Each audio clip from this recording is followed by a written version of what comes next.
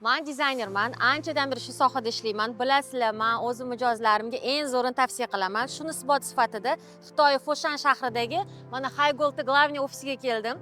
Bilasizlar, Haygold nomer 1 hisoblanadi. Mebeldagi aksessuarlar, garderobdagi aksessuarlar bo'yicha и bu yerda boshqa narsalar ham bor. Hozir isbot sifatida sizlarga ichkarini ko'rsataman.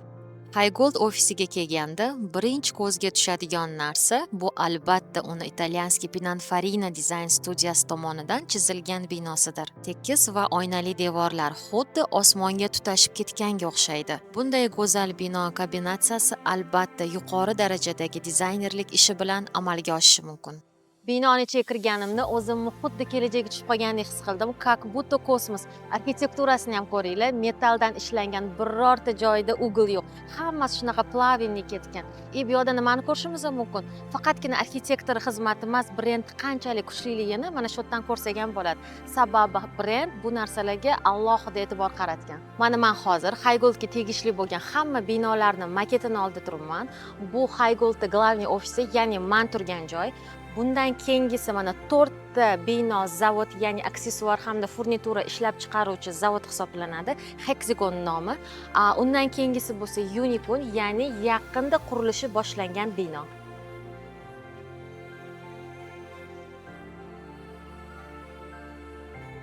Shu paytgacha zavodda erishgan yutuqlari juda ham katta. 1100 dan ortiq patent egasi hamda 30 dan ortiq dunyo miqyosidagi sovrinlarning egasi. Dizayner sifatida bu men uchun juda ham muhim. Zinani ko'ringlar, dizaynini menga boshqacha emotsiya beryapti. O'zimni xuddi sovrin olishga ketayotgandek his qilaman.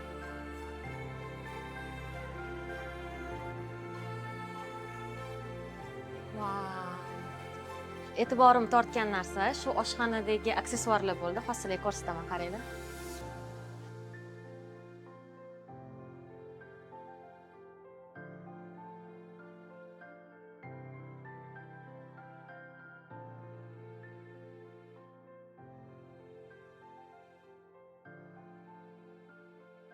Ayollarimiz uchun qaranglar, olib qo'yishga juda ham qulay. Razmerlari ham har xil ko'rinishdagi idishlarni qo'ysanglar bo'ladi. Yana bitta yengillik, mana sushilkasi ham chiqibdi, qaranglar, bu oldin yo'q edi. Xudo qilamiz deb, ko'tarib boramiz.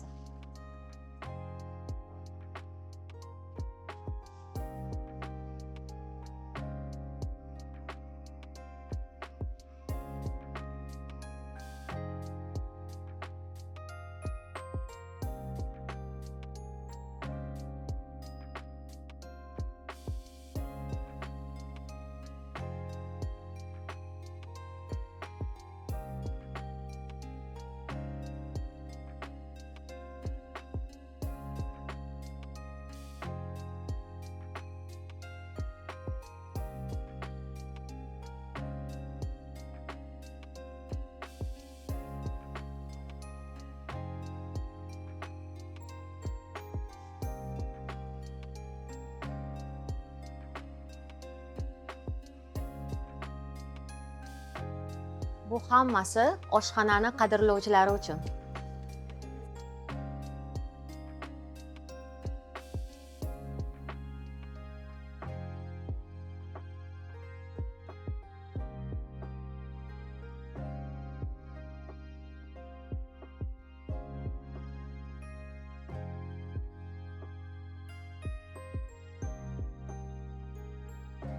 Kosmetika uchun shunaqa zo'r решение berishgan, qaranglar.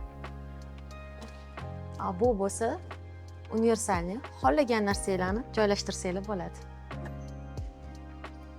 Men proyektlarimda mana shu aksessuar juda ham ko'p foydalanaman. 36 juft oyoq kiyim, qaranglar buni. Wow.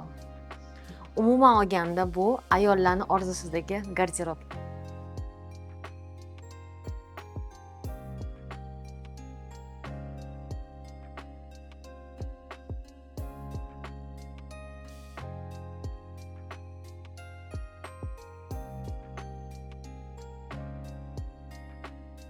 E'tibor berdinglarmi? Kichkina uglda ham sekin yopilar ekan. Mabodo kichkina bolalar ham qo'li bilan mundoq qilsa, qo'lini siqib olmaydi.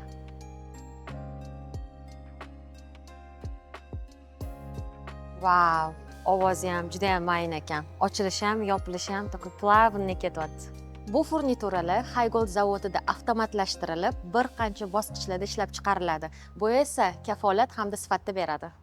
Oshxona mo'ykasi juda ham funksiyasi ko'p ekan. Hozir bittasini ko'rsataman. Qaranglar, bosamiz, bokalni chayamiz. Keyingi funksiyasi yana bosamiz. Bu yerda ham bor ekan knopkalari. Mana yuvib tashlashga. Bu bo'lsa, mana ho'l mevalarni yuvishga juda ham qulay ekan.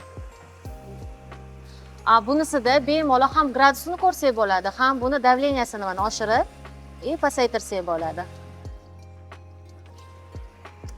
Bunisi bo'lsa filtr suv uchun. Mana. Menga juda ham yoqdi. Ham funksionalni, ham kачествоsi вообще zo'r ekan. Ayollar uchun bu juda ham qulay. Hozir yana bitta mo'yka ko'rsataman. Buni bitta zo'r tarafi, mana xolodilnikda go'shtinglar muzlagan bo'ladi. Uni eritish uchun mana shotga solasizlar. Shunchaki burab qo'yasizlar. Buni o'zini funksiyasi bor. Bossanglar bo'ldi, go'shtinglarni muzlatib beradi. Shunaqa zo'r funksiyasi bor ekan. Mevalarni hamda sabzavotlarni o'zi bakteriyadan tozalar ekan. Bu uchun shu tugmachasini bossa bo'ldi ekan.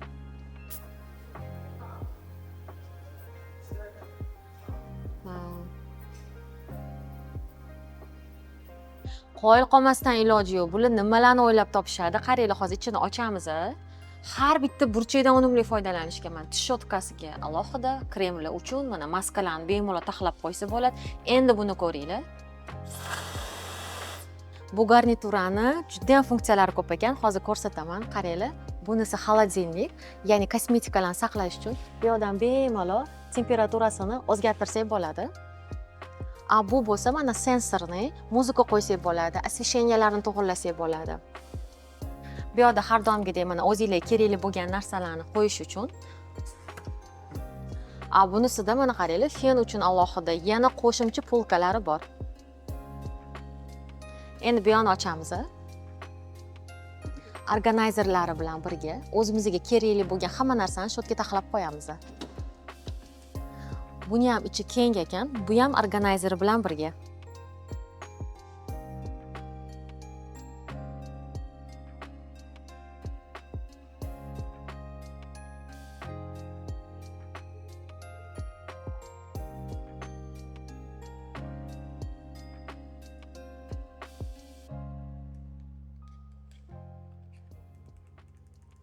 Haygoldda faqatgina furnituralar emas, shunaqa outdoors mebellari ham bor.